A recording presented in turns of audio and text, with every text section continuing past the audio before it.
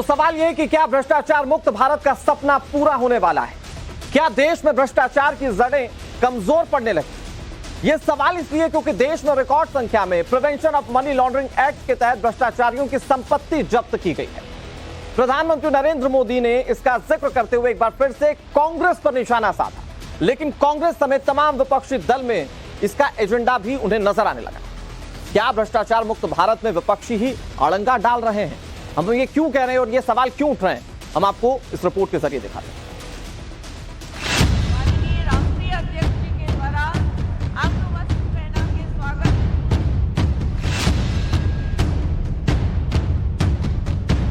और मेरा तो मंत्र है, न खाऊंगा न खाने दूंगा।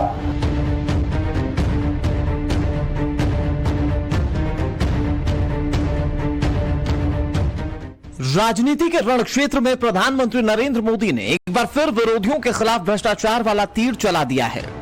ईडी और सीबीआई के एक्शन से तिलमिलाया विपक्ष लोकतंत्र बचाने की गुहार लगा रहा है, तो प्रधानमंत्री नरेंद्र मोदी बढ़ चढ़कर करप्शन के मुद्दे पर घेर रहे हैं, सबके पुराने पाप याद दिला रहे हैं। दिल्ली में बीजेपी के नए दफ्तर के उद्घाटन कार्यक्रम को संबोधित करते हुए प्रधानमंत्री नरेंद्र मोदी ने विपक्षी नेताओं पर बड़ा हमला बोला और कहा कि भ्रष्टाचार के खिलाफ हमारी सरकार लगातार कार्रवाई कर रही है। यही कारण है कि सभी भ्रष्टाचारी एक साथ एक मंच पर आने लगे हैं। भ्रष्टाचार में लिप्त जितने भी चेहरे हैं वो सब एक साथ एक मंच पर आ रहे हैं। पूरा देश ये देख रहा है, देश समझ रहा है। साथियों, भ्रष्टाचार ने हमारे देश का बहुत नुकसान किया है।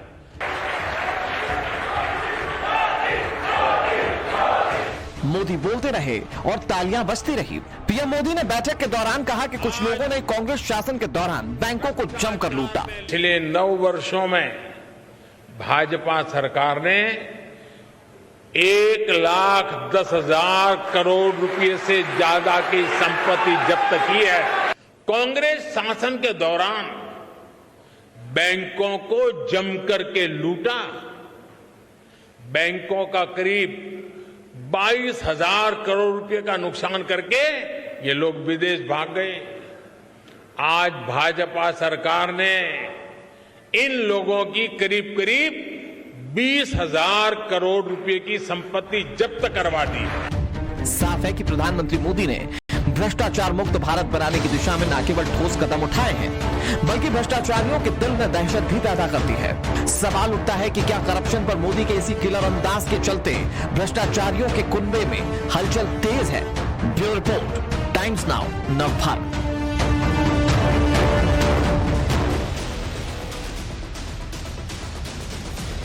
तो आपने रिपोर्ट देखी और समझा कि पूरा मामला है क्या। अब आपको बताते हैं कि सवाल क्या खड़े होते हैं। सवाल दरअसल ये कि भ्रष्टाचार वाला तीर क्या विपक्ष पर घाव करे सबसे गंभीर? दारू टू नौकरी घोटाला विपक्ष का क्या ये गड़बड़ झाला? ईडी सीबीआई एक्शन पर क्या प्रधानमंत्री मोदी की मुहर लग गई है? क्योंकि पीएम कह रहे हैं कि ये भ्रष्टाचार को लेकर लामबंदी है। कांग्रेस, टीएमसी, आरजेडी सब एक साथ हैं, क्योंकि ये वो पार्टियां हैं जो एक दूसरे के खिलाफ कभी चुनाव लड़ा करती हैं। करप्शन की काल कोठरी, तो क्या सारे विरोधी एक साथ हो गए? भ्रष्टाचार मुक्त भारत में विपक्षी क्या वाकई में अड़ंगा लगा रहे हैं? आज इसी पर चर्चा करने के लिए हमारे साथ बेहद खास मेहमान मौजूद हैं। हमारे साथ मनोज यादव जुड़ गए हैं जो कि बीजेपी के प्रवक्ता हैं, अवधेश कुमार हमारे साथ जुड़ गए हैं जो कि वरिष्ठ पत्रकार हैं, रोशनी कौशल जायसवाल हमारे साथ जुड़ेंगी जो कि प्रवक्ता हैं कांग्रेस के, और कपिल श्रीवास्तव हमारे साथ जुड़ गए हैं जो कि समाजवादी पार्टी के प्रवक्ता हैं। आप सभी मेहमानों का बहुत बहुत स्वागत है। जो दूसरे मेहमान है वो जल्दी हमारे साथ जुड़ेंगे, लेकिन शुरुआत में आप ही से करता हूं। कपिल श्रीवास्तव जी, क्योंकि आप समाजवादी पार्टी का पक्ष रख रहे हैं, वो मल्लिकार्जुन खड़गे के साथ विपक्षी दलों के नेताओं की जो बैठक हुई वो तस्वीर सर बहुत खास लगी, क्योंकि विपक्ष के तमाम बड़े नेता उसमें नजर तो आ रहे थे, लेकिन सवाल इस बात को लेकर है कि क्या वाकई में तमाम विपक्षी दलों के नेताओं के दिल एक साथ हो गए, या फिर जो भ्रष्टाचार के खिलाफ कार्रवाई हो रही है वो मजबूर करता है नेताओं को एक साथ एक मंच पर आने के लिए? आपको याद होगा जी कि एक स्थिति ऐसी पहले बन चुकी है जब समूचा विपक्ष संपूर्ण क्रांति के लिए आहूत हुआ था। अंतर सिर्फ इतना था कि उस समय घोषित आपातकाल था और इस समय अघोषित आपातकाल है। जी। माननीय मित्र, एक चीज हम कहना चाहते हैं। हमको लगता है कि भारतीय जनता पार्टी अपने ही विचारधारा पे नहीं चल रही जी, क्योंकि अटल जी को ऋणात्मक रूप से छोड़कर कोई भारतीय जनता पार्टी देश में लोकतंत्र कायम नहीं कर सकती। जी, मैं थोड़ा सा आपको ये दिखा दूं और इसको पढ़ करके सुना देता हूं। गद्दार का भाव, जहां सत्ता विरोध और विरोधियों को गद्दार मानने का भाव हो, भ्रष्टाचारी मानने का भाव हो, वहां लोकतंत्र समाप्त हो जाता है और तानाशाही का उदय होता है। ये कपिल श्रीवास्तव नहीं कह रहे हैं, ये माननीय अटल बिहारी वाजपेयी जी ने सुविचार रखे थे। अब मैं आगे बात करता हूं। सबसे पहली चीज ये है, वाजपेयी जी का कुछ और भी इस सुविचार देश था में मैं आ रहा हूं। जितने लोगों की संपत्ति जब्त की गई है, जी, उसको 1 रुपए की भी प्रॉपर्टी कोर्ट से अटैच नहीं कराई गई है। हाँ। ये प्रधानमंत्री जी झूठ बोल रहे हैं। हाँ। बोल रहे हैं कि नहीं बोल रहे हैं? नहीं, लेकिन अरे लेकिन जब्त करना सही, आपने जब्त नहीं, किया 9 कि साल गलत में आपने प्रिवेंशन जब्त ऑफ किया? मनी लॉन्ड्रिंग एक्ट के तहत ये सर तो कार्रवाई न्यायालय करते हुए से 1.1 शून्य लाख की संपत्ति जब्त की गई है। ये तो प्रधानमंत्री ने पब्लिक डोमेन में कहा है सर। अरे मैं तो कह रहा हूं इसीलिए कि भ्रम फैला रहे हैं। जब्त करना एक बात नहीं, होती है। मुझे ये बताइए, लेकिन कपिल जी आप बड़े सुंदर प्रवक्ता हैं सर। मुझे ये बताइए, आप उस सवाल को टाल गए, आप उस सवाल को टाल गए जिसमें मेरा बहुत मूल सवाल ये था कि क्या भ्रष्टाचार पर जो कार्रवाई हो रही है ये मजबूर करा विपक्षी दलों को एक साथ आने के लिए, या फिर वो विपक्षी दल जो अब तक एक दूसरे के खिलाफ लड़ते रहे उनका हृदय परिवर्तन हो गया और अब उनकी आइडियोलॉजी एक हो गई है? मुद्दा क्या है? ये सीधी सी बात आपको मैं कह रहा हूं। हाँ, सीधा एक एजेंडा है, देश बचाओ, देश का लोकतंत्र बचाओ, ठीक है। देश का संविधान बचाओ। मुझे रोशनी जी ये बताइए, देश बचाने के लिए भ्रष्टाचार पर जो कार्रवाइयां हो रही हैं उस पर प्रहार करना जरूरी है क्या? और उसको देखने वाला कोई नहीं है, उस पर कुछ नहीं। अरे अदानी साहब आपके, हाँ ठीक है, रोशनी जी कांग्रेस की नेता है, कपिल जी रोशनी जी कांग्रेस की नेता, आप जरा उन्हें सुन लीजिए। जी रोशनी जी प्लीज, ओवर टू यू। भ्रष्टाचार पर जितनी कार्रवाई हो रही है ईडी और सीबीआई और इनकम टैक्स की, वो सिर्फ और सिर्फ विपक्ष के नेताओं पर ही क्यों हो रही है? हाँ। जनता जानना चाहती है सिर्फ और सिर्फ यही प्रश्न। ईडी सीबीआई की रेड भाजपा के नेताओं और मंत्रियों के ऑफिसों में और घरों में क्यों नहीं हो रही है? सिर्फ और सिर्फ विपक्ष के नेताओं पर ही क्यों हो रही है? सिर्फ और सिर्फ यही प्रश्न है। प्रश्न का उत्तर देने में ना ही भारतीय जनता मतलब पार्टी अगर विपक्ष के नेताओं को टारगेट किया जा रहा है तो विपक्ष इसलिए लामबंद है, आप ये कहना चाह रही हैं? देखिए, विपक्ष टारगेट हो, लेकिन साथ में जब आपके जो आंगन में इतना बड़ा खड्डा है, पहले उस खड्डे को भरने के लिए ईडी सीबीआई को भी वहां पे भी पहले छानबीन करनी चाहिए। सारा पैसा, सारा काला धन भाजपा के नेताओं और मंत्रियों के घरों में ही है। नहीं तो ये जो 1.10 लाख करोड़ रुपए पकड़े गए हैं, ये किसके हैं? ये तो पीएमएलए के तहत कार्रवाई करते हुए पकड़े गए 9 साल में, मोदी शासनकाल में। जितने पकड़े गए हैं उसके 10 गुना ज्यादा भारतीय जनता पार्टी के नेताओं के घरों में और ऑफिस में भरे हुए हैं। ठीक है, उनके घर पे मनोज यादव जी, देखिए 10 गुना, मुझे लगता है आपने सुन लिए होंगे, आपके ऊपर लग रहा है आरोप।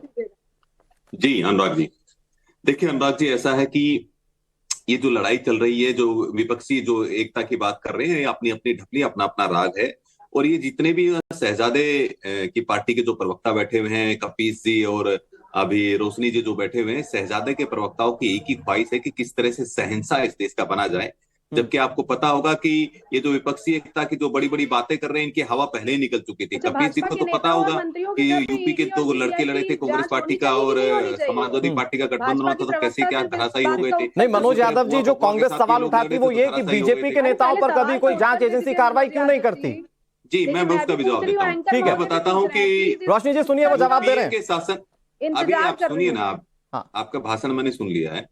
यूपीए के शासनकाल में 2004 से 14 तक केवल 5,000 करोड़ की संपत्ति ईडी ने जब्त की थी। माननीय प्रधानमंत्री जी के नेतृत्व में 9 साल के अंदर 1,10,000 करोड़ की संपत्ति ईडी ने जब्त की है। और जितने भी उस समय के जो लोन दिए गए थे, लोन बांटे गए थे, विजय माल्या का फ्रीज अकाउंट होने के बावजूद भी उसको लोन दे दिया जाता था। और आपके मेहुल चोकसी से राहुल गांधी रात में मीटिंग करते थे, उसके किसी पार्टी में जाते थे, अगले दिन उसके लिए लोन सैंक्शन हो जाता था। तो इस तरह के जो लोगों को लोन बांटने का काम किया, उनकी संपत्ति को जब्त करने का काम भी माननीय नरेंद्र मोदी जी के नेतृत्व में 20,000 करोड़ की संपत्ति को हमने जब्त करके दिखाया है। एक तरफ वो लोग हैं जो भ्रष्टाचार में आकर डूब से डूबे रहे हैं, एक तरफ वो माननीय नरेंद्र मोदी की छवि है जो एक कुशल नहीं। लेकिन मनोज यादव जी, क्या ये माना जाए कि बीजेपी का कोई भी नेता दागदार नहीं है, इसीलिए एजेंसीज कभी उनके खिलाफ कार्रवाई नहीं करती? मनोज जी एक लाइन में जवाब दीजिएगा, क्या बीजेपी का कोई नेता दागदार नहीं है जिसके चलते एजेंसीज उनके खिलाफ कार्रवाई नहीं करती? आपके जवाब से ये माने है। अनुराग जी, आपको ध्यान में होगा कि हमारे एक एमएलए पकड़े गए कर्नाटक में, तो क्या हमारे लोकायुक्त ने कार्रवाई की या फिर कांग्रेस पार्टी के कार्यकर्ताओं ने कार्रवाई की या कोर्ट ने कार्रवाई की? अगर वहां भ्रष्टाचार का कोई साक्ष्य मिला तो लोकायुक्त ने कार्रवाई की। यही तो बात है ना रोशनी जी, भ्रष्टाचार के साक्ष्य हैं तो दीजिए। आप आरोप तो लगाते हैं कि 10,000 करोड़ 20,000 करोड़ मिल जाएंगे, साक्ष्य नहीं मिलते। आ रहा हूं मैं कपीश जी, आ रहा हूं आपके पास बहुत जल्दी से अवधेश सर, क्योंकि जो इस वक्त लामबंदी दिख रही है, कोई दूसरा मुद्दा नजर नहीं आता। मुद्दा क्या नजर आता है विपक्ष की ओर से कि देखिए साहब किस तरह से ईडी कार्रवाई कर रही है, देखिए किस तरह से सीबीआई कार्रवाई कर रही है। तो ये सवाल पूछने पर मजबूर होना पड़ता है कि क्या ये ईडी सीबीआई का डर है जो विपक्ष को एक साथ ला रहा है, कोई राजनीतिक एजेंडा नहीं है? देखिए ऐसा है, राजनीतिक एजेंडा ये तो हो ही नहीं सकता है विपक्ष का कि हमको राहुल गांधी को बड़ा नेता बना देना है जी। तो जाहिर है जो ममता बनर्जी कभी कांग्रेस के साथ आने को तैयार नहीं थी, और अखिलेश जी ने तो अभी भी रिजर्वेशन रखा है कि भैया कांग्रेस तो हमारे संकट में कभी आती ही नहीं थी, उसको तो रीजनल पार्टी के साथ आना चाहिए। तो अभी ये विपक्षी एकता कितने दिन के लिए है वही प्रश्न चिन्ह है, क्योंकि सभी ये तो चाहते हैं कि नरेंद्र मोदी के विरुद्ध मोर्चाबंदी हो, लेकिन कांग्रेस आगे न बढ़ जाए, राहुल गांधी ऊपर न उठ जाए, ये भी इसमें समस्या है। और ये इसीलिए हुआ है कि इस समय भ्रष्टाचार के विरुद्ध कार्रवाई से आप देखेंगे देश में तो ऐसे अनेक नेता जो स्वयं को कभी सामाजिक न्याय का, कभी वामपंथ के विरुद्ध का, कभी सेकुलरिज्म का झंडा उठा के चलते थे, वो सब फंसे हुए हैं। मेरा कहना है कि देखिए 142 आपको याद होगा जी। कि 142 याचिका सुप्रीम कोर्ट के पास ईडी को लेकर गई थी, उस पर सुप्रीम कोर्ट ने पूरा फैसला दिया कि कार्रवाई होगी। पीएमएलए कानून में बदलाव बोला वो भी सही है, कार्रवाई होगी, और दोबारा भी अभी गए हैं। 3555 मुकदमे ईडी ने नरेंद्र मोदी के शासन काल में दर्ज किया है। अगर आपके पास रिपोर्ट है तो आप देख रहे होंगे। आप ये बताइए ना, हम लोग जितने नाम ले रहे हैं 20-25 से ज्यादा नहीं है विपक्ष के नेता। तो ये 3520-25 लोग या कुल 3,500 ये कौन है केवल विपक्ष के खिलाफ कार्रवाई? लेकिन सर मेरा एक सवाल ये भी है कि कहीं ऐसा तो नहीं कि डर ये सता रहा है कि आज इनका नंबर आ गया कल हमारा नंबर आ जाए, और क्या यही डर एक साथ लेकर आ रहा है? ऐसा कोई नहीं है। देखिए पहली बात कि अगर सर मुझे एक ब्रेक के लिए रुकना पड़ रहा है मजबूरन। चंद्रशेखर राव आ रहे हैं तो उनका परिवार फंसा है, लालू यादव का परिवार फंसा हुआ है, तो मैं जो साथ आ रहे हैं ममता बनर्जी के लोग फंसे हुए हैं, आपको एनसीपी और शिवसेना ये तो सब है, इसलिए आ रहे हैं। बहुत अच्छा जिक्र किया कपिल श्रीवास्तव ने। उन्होंने देश के इतिहास में राजनीति में ऐसा बहुत कम देखने को मिला है जब विपक्षी पार्टियों ने एक मत होकर एक मंच का इस्तेमाल किया हो, लेकिन मौजूदा समय में अगर हो रहा है और अगर भ्रष्टाचार के खिलाफ जो कार्रवाइयां हो रही है उसके खिलाफ विपक्ष जोर शोर से या खुलकर बोल रहा है, तो क्या उसके पीछे की वजह डर है या फिर कोई और बात? ये समझने की कोशिश करें। हमारे साथ कपिल श्रीवास्तव लगातार जुड़े हुए हैं। सर आपने जिस तरह से कहा कि कितनी संपत्ति अटैच हुई है, मैंने आपको ये आंकड़ा भी दिया कि खुद प्रधानमंत्री इस बात की जानकारी दे रहे हैं कि अब तक पीएमएलए के तहत कितनी कार्रवाइयां हुई और कितना धन जो है वो रिकवर किया गया है। लेकिन इन सब चीजों के बीच में एक बहुत मूल सा सवाल ये है कि ये जो पार्टियां ये कभी एक साथ एक मंच पर नहीं आई, और ये तो खासतौर पर वो पार्टियां जो कभी एक दूसरे के खिलाफ चुनाव लड़ती थी। तो क्या ये डर, जो कार्रवाई का डर है कि आज भैया उनके खिलाफ हो रही है कल अपने खिलाफ ना हो जाए, इसके लिए सबसे जरूरी है कि मोदी को सत्ता से हटाओ, एकजुट हो जाओ, भले हमारे विचारधारा मिले, आइडियोलॉजी मिले या ना मिले? देखिए डर किसी गिरफ्तारी और मुकदमे का नहीं, और कोई अगर डर इस तरीके से होता जी तो प्रधानमंत्री जी के साथ नतमस्तक होता या इनके वॉशिंग मशीन की लॉन्ड्री से धुल के सफेद हो जाता। तो ये तो है नहीं। जितने लोग खड़े हैं ये देश बचाने के लिए खड़े, ये देश के लोकतंत्र को बचाने के लिए खड़े, और देश के अंदर जो संवैधानिक संस्थाएं हैं उनकी जो इन्होंने चूल्हे हिलाई, जो हमारे 4 कॉलोनियम के वरिष्ठ जजेस निकल के आत्मा की आवाज लेके आए थे, वो भी देता है। और उसके बाद अन्य चीजों को भी होते हुए देखा आपने प्रदेश में, और जिन पे यौन उत्पीड़न का आरोप लेकिन कपिल जी वो जांच करके निकल गए। और राज्यसभा के सांसद भी बन गए। अच्छा मनोज जी, मैं आ रहा हूं आपके पास। कपिल जी, लेकिन मेरा एक बहुत छोटा सा सवाल है जिसका आप जवाब दीजिए। सवाल दरअसल ये कि जिस हिसाब से, जिस पैमाने पर आप लोग सवाल उठाते हैं, इस हिसाब से तो कभी भ्रष्टाचार के खिलाफ कार्रवाई हो नहीं सकती है। हाँ, आपके ये सवाल हो सकते हैं कि भैया क्यों एक ही पार्टी के जो नेता है उन्हें छूट दी जा रही है, बाकी सब पर कार्रवाई क्यों हो रही है। लेकिन अगर आप जांच एजेंसी को कटघरे में खड़ा कर देंगे तो इस हिसाब से तो कार्रवाई होनी ही नहीं चाहिए। फिर भ्रष्टाचार मुक्त भारत का सपना कोई ना देखे इस हिसाब से। अनुराग भाई, पहली चीज तो ये कि जिस एजेंसीज का आप नाम ले रहे हैं, 2013 में सुप्रीम कोर्ट ने उसी को तोता मैना बनाया था, अब ये चील कौआ भी बना दिए। बात को समझिए। और मैं आपको ये कह रहा हूं कि देश से बड़ा कोई नहीं है। ठीक है सर। और प्रधानमंत्री जी पे हम लोग कोई सीधा आरोप नहीं लगा रहे। हाँ।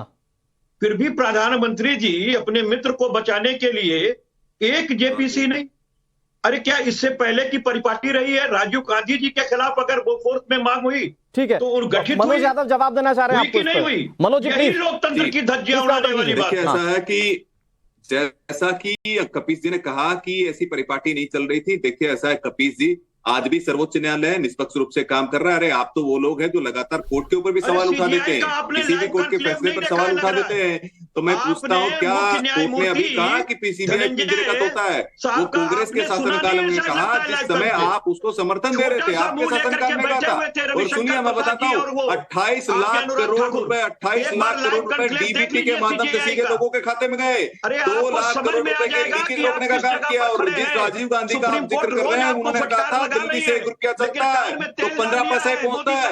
आज 1 रुपया दिल्ली से चलता है तो 1 रुपया वहां पर पहुंचता है। और अनुराग जी, ये वो लोग हैं, चाहे एनसीपी के नवाब मलिक हो, चाहे समाजवादी पार्टी का मामला हो, ये रिवर फ्रंट घोटाले में शामिल रहे हैं। अच्छा ठीक है कपिल जी, मैं आपका एक सवाल पूछ लूं। कपिल जी, मैं आपका एक सवाल पूछ लूं जो आप उठा रहे थे। नहीं मनोज जी, ठीक है, मनोज जी ठीक है, पॉलिटिकल बातें हो गई। मुझे एक चीज बताइए मनोज जी, जो विपक्ष लगातार पूछता आया है, मनोज जी विपक्ष जो लगातार एक सवाल पूछता आया है वो ये, अलकतरा घोटाला हो, चारा घोटाला हो, ठीक है मनोज जी ठीक है, उन घोटालों को तो देश ने देखा और उस पर कार्रवाई की मांग भी की जाती रही। मनोज जी, उस पर कोई क्वेश्चन नहीं है बीजेपी से। मनोज जी मेरी बात सुनिए, मनोज जी प्लीज मेरी बात सुनिए। आप बीजेपी का पक्ष रख रहे हैं सर, आपसे सवाल होंगे। क्यों नहीं मनोज जी, अगर आप मेरी आवाज सुन रहे हैं तो मेरा एक छोटा सा सवाल है जो विपक्ष बार बार उठाता है, और वो सवाल ये है दरअसल कि ये जो नेता बीजेपी, माफ कीजिएगा, जो विपक्ष छोड़कर बीजेपी में शामिल हो जाते हैं, वो कैसे वॉशिंग मशीन से धुल जाते हैं, वो व्हाइट वॉश कैसे हो जाते हैं, ये विपक्ष पूछ रहा है। नरेंद्र मोदी जी, देखिए अनुराग जी, ऐसा है ना, तो भारतीय जनता पार्टी ने किसी नेता की कोई केस को वापस कराने का काम किया। और मेरा सवाल तो इनसे ही है, क्या वहां पर टीएमसी की सरकार नहीं है? शुवेंदु अधिकारी के खिलाफ अगर वो चाहे तो क्या वहां स्टेट की पुलिस, स्टेट की एसीबी काम नहीं कर सकती है? लोकायुक्त काम क्यों नहीं करता है? महाराष्ट्र के अंदर ये आघाड़ी सरकार रही, कांग्रेस समर्थित सरकार रही, उन्होंने नवाब मलिक, ये नारायण राणे के खिलाफ क्यों नहीं कार्रवाई की? तो मैं पूछना चाहता हूं उसका कारण क्या है? क्योंकि इनके तार जुड़े हुए हैं, इनके गले की फांस बनी हुई है, इनके तक वो जांच पहुंच सकती है, इसलिए आज तक ये लोग उन लोगों के खिलाफ कार्रवाई नहीं कर पाए। ठीक है, मैं आ रहा हूं आपके पास, आप दोनों के पास आ रहा हूं, 1 मिनट। देखिए, मुख्य विपक्षी दल के तौर पर कांग्रेस है, मुझे लगता है कांग्रेस से भी बात करनी चाहिए। रोशनी जी, मुझे एक चीज बताइए, आपने बहुत डंके की चोट पर कहा इस चर्चा में बैठकर, गाहे बगाए कांग्रेस के नेता कह देते कि आप बीजेपी के खिलाफ कार्रवाई तो कीजिए, आपको ये मिल जाएगा वो मिल जाएगा। आप जानती है मैम कि न्यायपालिका है देश में, आप जानती है कि हमारे देश में जांच एजेंसीज हैं जो कि स्वतंत्र है, आपके हिसाब से भले ना हो लेकिन वो स्वतंत्र है। तो आप लोगों को जब बीजेपी नेताओं का पता है, आपको कार्यकर्ताओं का पता है कि ये भ्रष्टाचारी हैं, ये भ्रष्टाचारी में लिप्त हो सकते हैं, तो आप लोग इसके सबूत क्यों नहीं देते? आपको लगता है कि देश के सामने आप सबूत रखेंगे और उस पर कार्रवाई नहीं होगी? सबूत तो कैसे देंगे? देखिए, अडानी जी के लिए हमारे नेता आदरणीय राहुल गांधी जी ने कई बार संसद में आवाज उठाई, लेकिन किसी ने भी अडानी जी के ऊपर कार्रवाई नहीं की। रोशनी मेरा नाम है, रोशनी मेरा नाम है, मैं बोलूं? जी जी जी। मनोज यादव, आपका नाम रोशनी है? ठीक है रोशनी जी, प्लीज कंटिन्यू कीजिए।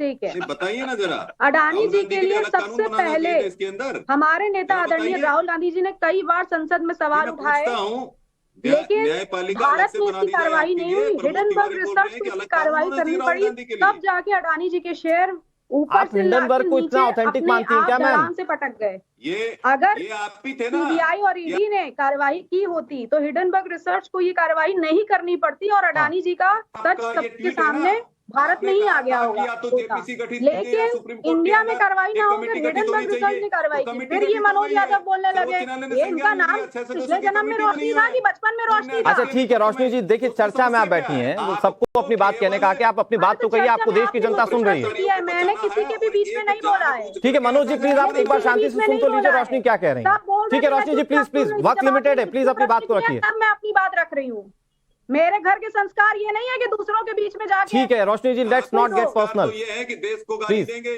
मोदी जी को गाली देंगे, मोदी जी की बोटी करेंगे। बोल लीजिए, इन्हीं को बोलने दीजिए। नहीं रोशनी जी, लेकिन देखिए वो बोल लेंगे, वो तो बोल ही रहे हैं, वो तो लगातार बोल रहे हैं। आप मुझे जवाब दीजिए ना कि अगर आप लोगों के पास सबूत है और तथ्य है तो फिर आप लोग किस बात के लिए चुप है? जब आपकी बात नहीं मान रहे तो मेरी बात क्या मानिए? ठीक है मनोज जी मेरे पास बहुत आखिरी के क्षण है, मुझे एक कमेंट अवधेश सर से भी लेना है, प्लीज रोशनी जी को बोल लेने दीजिए। रोशनी जी प्लीज जल्दी बताइए कि अगर आप लोगों को पता है कौन भ्रष्टाचारी है तो फिर कीजिए ना शिकायत। संसद में कई बार हमारे नेता आदरणीय राहुल गांधी जी ने कहा और संसद में सवाल उठाने की वजह से ही संसद सदस्यता खत्म की गई है राहुल गांधी जी की, ताकि वो संसद में आवाज ही ना उठा पाए। शायद को चाहिए विपक्ष मुक्त भारत, ओबीसी समाज को गाली देने का काम किया आपने, बच्चे मुक्त आंगन, पढ़ लिख करके आया कीजिए रोशनी जी। रोशनी जी आप लेकिन आप ट्रैक से भटक रही है ना, मुझे लगता है कि आपको इस पर बात करनी चाहिए कि कैसे विपक्ष जो है वो एकजुट हो रहा है, और विपक्ष की एकजुटता में आपको नहीं लगता कि अभी कई रोड हैं? ये चर्चा बहुत लंबी हो सकती है। नहीं आप बताइए ना कि आप भ्रष्टाचार के मामले पर तो एक हैं और आप ये कहते हैं कि नहीं साहब अवधेश जी भ्रष्टाचार के मामले पर तो विपक्ष अपने आप की एकजुटता दिखाता है, लेकिन अगर आप उसका दूसरा पहलू देखें तो टीएमसी कांग्रेस के साथ नहीं जाना चाहती, कांग्रेस लेफ्ट के साथ खड़ी हो गई तो कांग्रेस को पूरा विरोध झेलना पड़ रहा है। यानी कि हर मोर्चे पर कई सारी ऐसी चीजें हैं जो सिर्फ एक भ्रष्टाचार के पॉइंट को छोड़ दें तो सारे विपक्षी दल एक दूसरे के साथ अलग अलग है।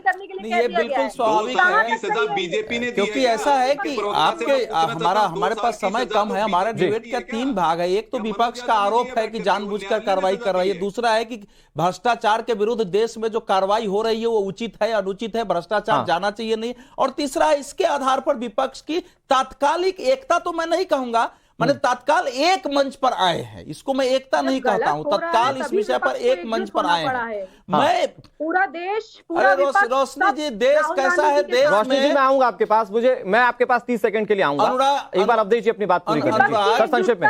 जितने लोगों के विरुद्ध कार्रवाई हो रही है, क्या कोई देश में खड़ा होकर कहेगा कि इन पर भ्रष्टाचार के आरोप बिल्कुल गलत है, इन पर हमारा संदेह नहीं है?